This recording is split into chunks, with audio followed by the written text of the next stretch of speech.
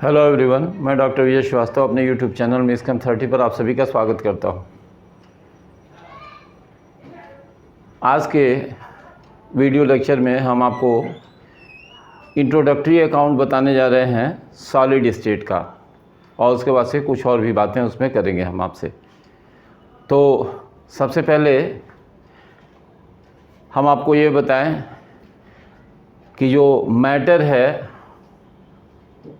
उसकी 3 physical states important रूप से मानी जाती है। यानी स्टेट्स ऑफ मैटर की अगर बात करें तो हम कहेंगे कि जो मैटर है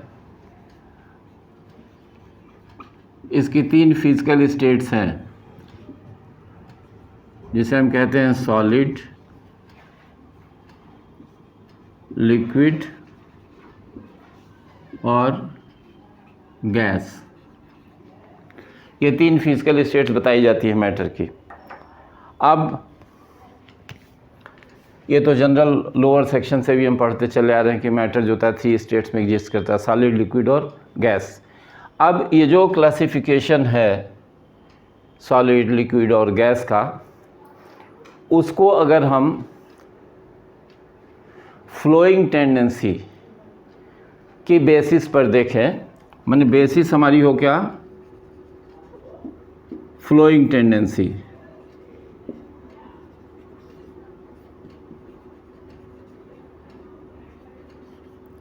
फ्लोइंग टेंडेंसी की बेसिस पर देखें तो हम कहते हैं कि जो मैटर है वो 2 तरह का होता है, 2 टाइप्स हो गए। एक वो जिसमें फ्लोइंग टेंडेंसी नो होती ही नहीं है, और दूसरे वो जिनमें फ्लोइंग टेंडेंसी होती है। तो जिनमें फ्लोइंग टेंडेंसी होती है इनको हम कहते हैं फ्लूइड्स। माने जिनमें फ्लो करने का, बहने का गुण पाया जाए वो कहलाएंगे फ्लूइड्स, और जिनमें नहीं पाया जाएगा वो कहलाएंगे सॉलिड्स। अब फ्लूइड्स में भी आगे चल के डिफ्रेंशिएट किया गया तो बताया गया कि फ्लूइड्स भी 2 तरह के हो गए, एक लिक्विड और दूसरे गैस। इन दोनों में फ्लोइंग टेंडेंसी होती है। तो ये बताया कि मैटर जो होता है 3 स्टेट्स में पाया जाता है, और इस तरह से फ्लोइंग टेंडेंसी की बेसिस पर हम ये क्लासीफाई कर देते हैं। अब बात करते हैं थोड़ा सा इनकी कुछ कैरेक्टरिस्टिक्स की।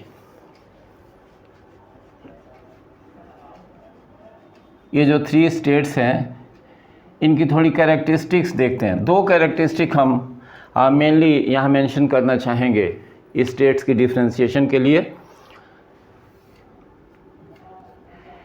एक कैरेक्टरिस्टिक जो है वो है इनकम्प्रेसिबिलिटी,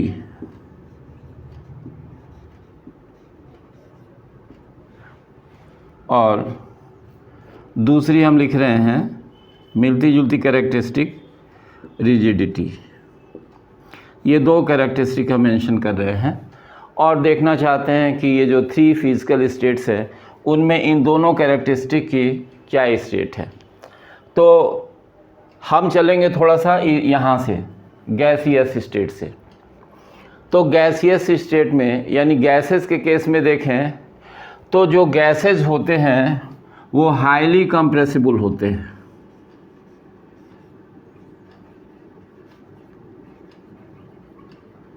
मतलब इनके वॉल्यूम को बहुत ज़्यादा रिड्यूस किया जा सकता है। और अगर बात करें रिजिडिटी की तो हम कहेंगे कि ऑलमोस्ट नेग्लिजिबल, लगभग नहीं के बराबर। अब थोड़ा सा शिफ्ट होते हैं हम दूसरे स्टेट की ओर, यानी लिक्विड स्टेट। तो लिक्विड स्टेट में अगर हम कंप्रेसिबिलिटी चेक करें, संपीड़ितता चेक करें, तो हम कह सकते हैं कि ऑलमोस्ट इनकम्प्रेसिबल।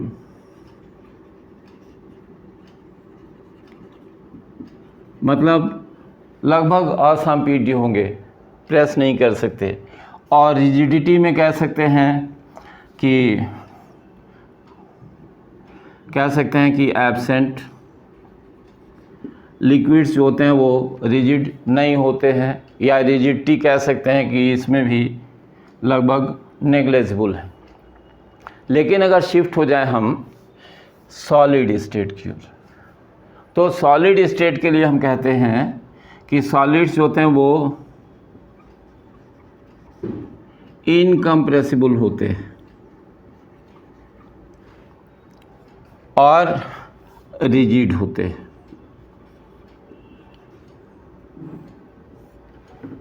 तो इस बेसिस पर भी हम डिफ्रेंशिएट कर रहे हैं, कैरेक्टरिस्टिक्स बेसिस पर सॉलिड, लिक्विड्स और गैसेस को।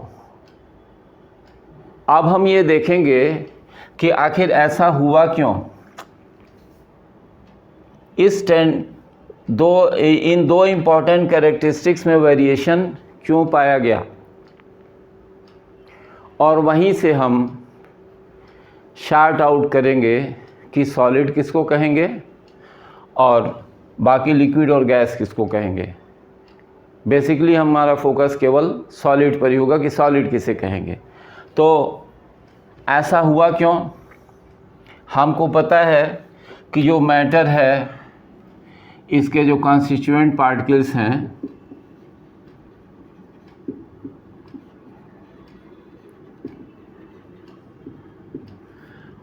ये एटम्स हो सकते हैं, मॉलिक्यूल्स हो सकते हैं, या आयंस हो सकते हैं, यानी मैटर इनमें से तीन में से किसी से बना हो सकता है। अब क्या हुआ जब स्टेट सॉलिड हो गई, क्या हुआ जब स्टेट लिक्विड हो गई, और क्या हुआ जब स्टेट गैसियस हो गई, इनके बीच में हुआ क्या एक्चुअली, क्या चेंजेस हुए? तो देखा गया कि टेम्परेचर और प्रेशर की सूटेबल कंडीशंस में जो फोर्सेज या जो फैक्टर्स काम करते हैं वो दो तरह के होते हैं। इन स्टेट्स का डिफरेंशिएशन दो फैक्टर्स या दो फोर्सेस की बेसिस पर होता है। तो जो फोर्सेस इसके लिए काम करते हैं या फैक्टर्स जो काम करते हैं इनको डिफरेंशिएट करने के लिए, वो है नंबर 1 में कह सकते हैं अट्रैक्टिव फोर्सेस,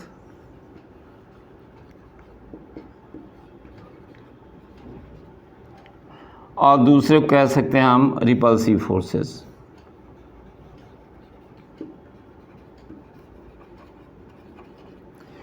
जो अट्रैक्टिव फोर्सेस हैं इनको हम कहते हैं इंटरमॉलिक्यूलर फोर्सेस, अंतराण्विक बल।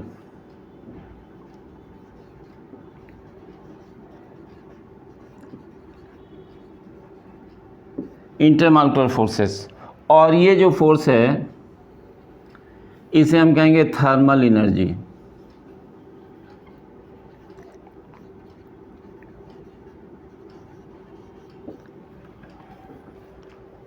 तो ये दो अपोजिंग फोर्सेस हैं, ये दोनों फोर्सेस क्या हो गए, कह सकते हैं दोनों जो होते हैं अपोजिंग फोर्सेस हैं।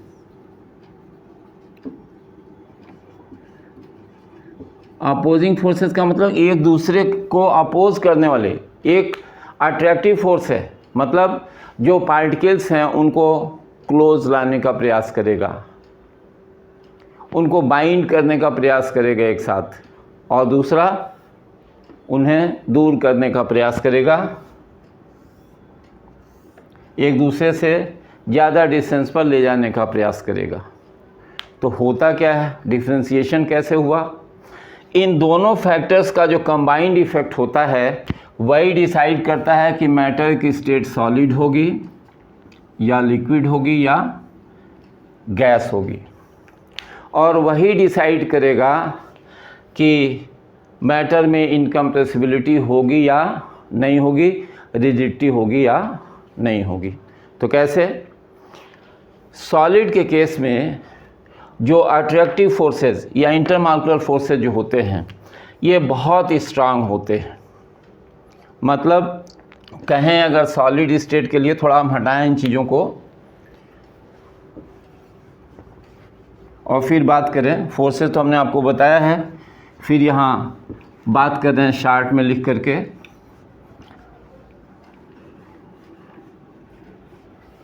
देखिए जो सॉलिड्स हैं इनमें इंटरमॉलिक्यूलर फोर्सेस, थोड़ा एब्रिविएटेड फॉर्म में लिख रहे हैं, इंटरमॉलिक्यूलर फोर्सेस वेरी स्ट्रांग, बहुत स्ट्रांग होते हैं। और जो थर्मल एनर्जी है वो जो होती है वेरी लो, या कह सकते हैं कि मिनिमम होती है।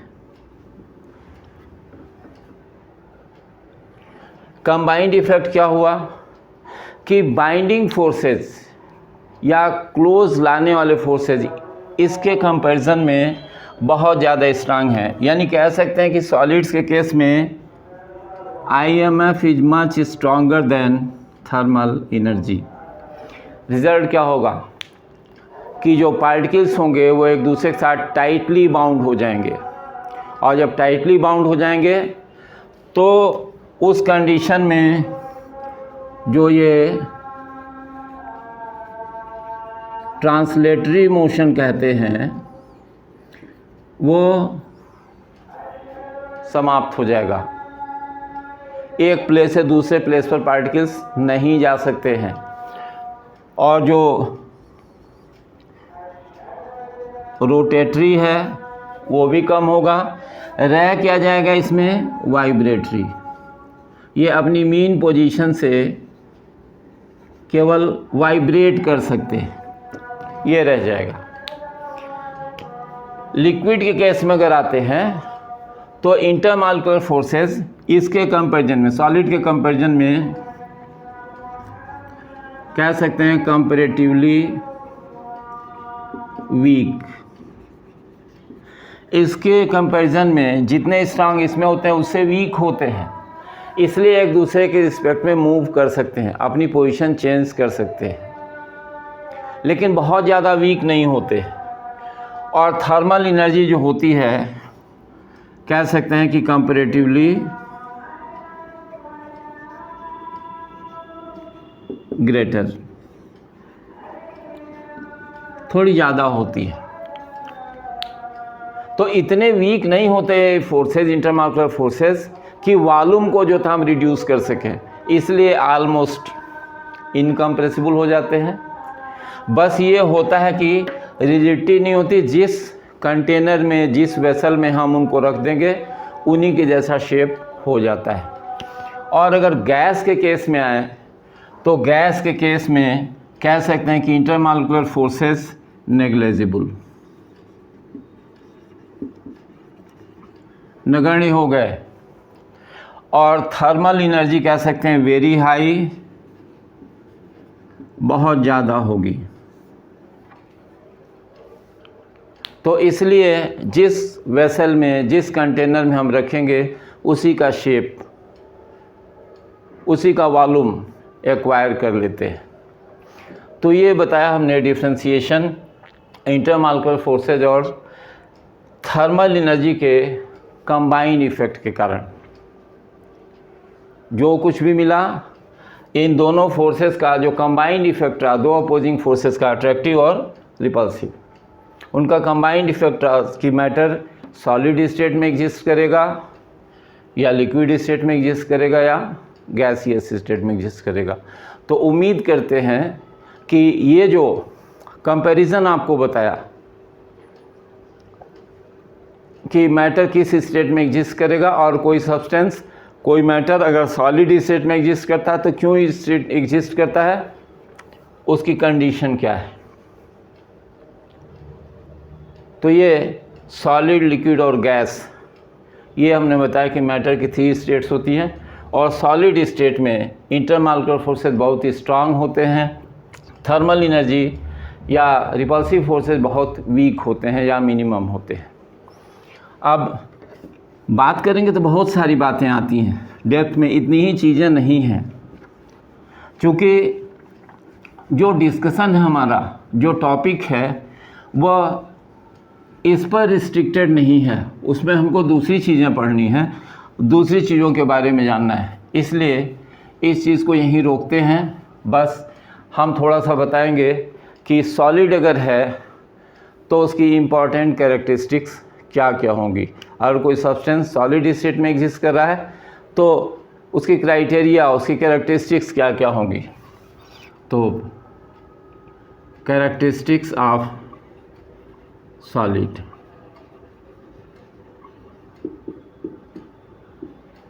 या सॉलिड्स लिख सकते हैं।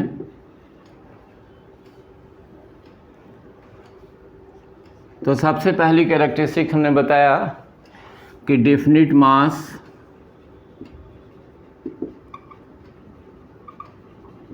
वॉल्यूम एंड शेप, ये तीनों चीज़ें डेफिनिट होती हैं। मास भी डेफिनिट, वॉल्यूम भी डेफिनिट और शेप भी डेफिनिट हो गया। दूसरी कैरेक्टरिस्टिक क्या है? दूसरी कैरेक्टरिस्टिक है कि इंटरमॉलिक्यूलर डिस्टेंसेस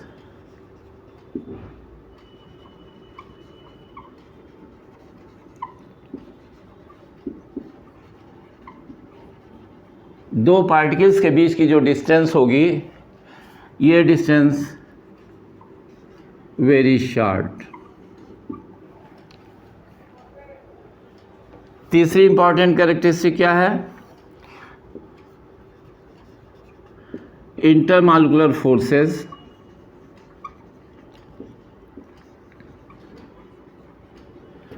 वेरी स्ट्रांग।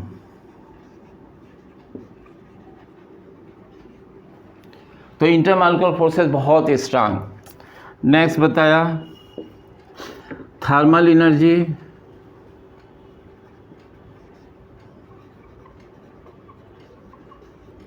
तो इसको बताया कि very low.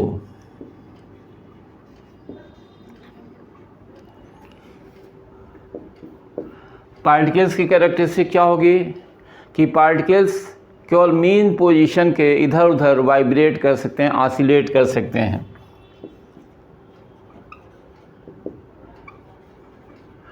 Particles can only oscillate, कंपन करना,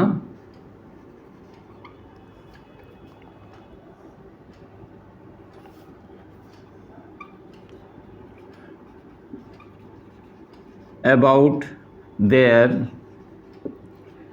mean positions।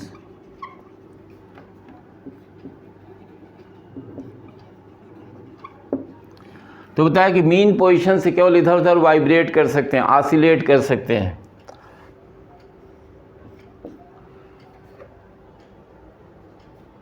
और उसके बाद से कह सकते हैं इनकम्प्रेसिबल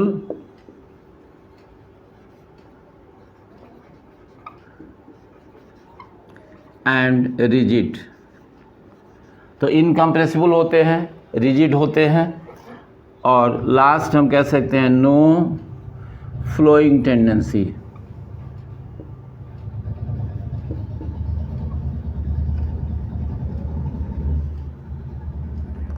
तो फ्लोइंग टेंडेंसी इनमें नहीं होती।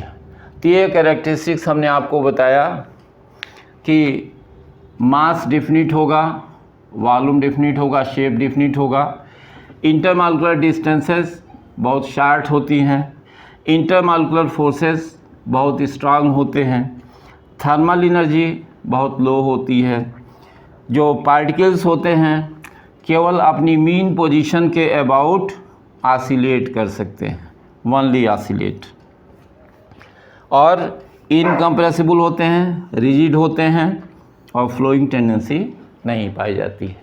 तो ये बताया कि सॉलिड की कैरेक्टरिस्टिक्स क्या क्या होती हैं। उम्मीद करते हैं कि ये बात आपको समझ में आएगी कि कोई सब्सटेंस सॉलिड एग्जिस्ट में कब और क्यों एग्जिस्ट करता है, और एग्जिस्ट करता है तो उसकी कैरेक्टरिस्टिक्स क्या क्या होती है। अब इसके बाद से हम बात करेंगे आपसे एमार्फस और क्रिस्टलाइन सॉलिड्स के बारे में।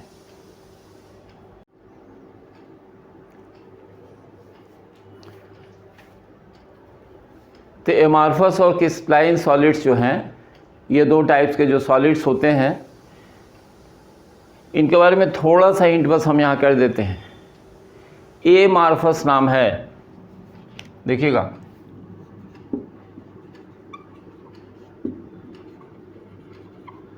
एमार्फस, ए मतलब होता है नॉट और मार्फस का मतलब होता है स्ट्रक्चर। मार्फस का मतलब स्ट्रक्चर। जिसका कोई डिफिनिट स्ट्रक्चर ना हो, ऐसा सॉलिड जिसका कोई डिफिनिट स्ट्रक्चर ना हो वो एमार्फस हो गया, और जिसका डिफिनिट स्ट्रक्चर हो वो हो जाएगा क्रिस्टलाइन। तो इन दोनों के बारे में थोड़ा डिटेल में हम बात करेंगे आपसे नेक्स्ट वीडियो लेक्चर में। इस वीडियो लेक्चर में इतना ही। तो आप वीडियोस देखते रहिए। चैनल को लाइक सब्सक्राइब नहीं किया तो लाइक और सब्सक्राइब कीजिए, शेयर कीजिए, और कमेंट्स के माध्यम से अपनी प्रॉब्लम्स या अपने व्यूज़ ज़रूर हम तक पहुंचाइए। बहुत बहुत धन्यवाद। थैंक्स।